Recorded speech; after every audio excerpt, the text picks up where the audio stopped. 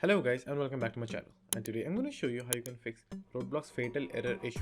So firstly what you have to do is just simply right click on your Roblox over here, then go to properties. Then the first thing that you have to do is in the run column just simply click on the drop box over here, then choose minimized, then press apply. Then go to compatibility over here, then firstly enable run this program in compatibility mode for, and then choose either Windows 7 or Windows 8. Both runs just fine. And the next setting is disable full screen optimization. Just simply check this box. And the other one is run this program as an administrator. After doing these changes, just simply apply, then OK. Then try to start the Roblox, and then if you're still facing the issue, just simply follow along with the video.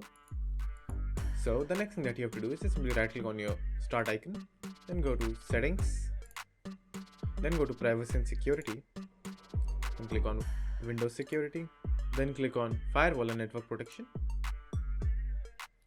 Now click on allow app through firewall.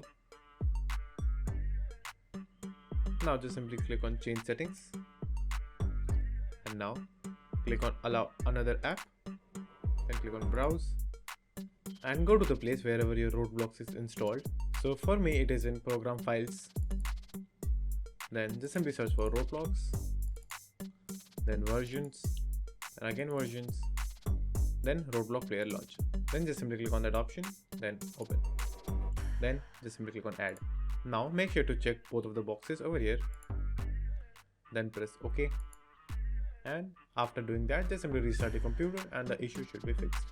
So that's it, and thank you for watching, and do like and subscribe to my channel, and take care.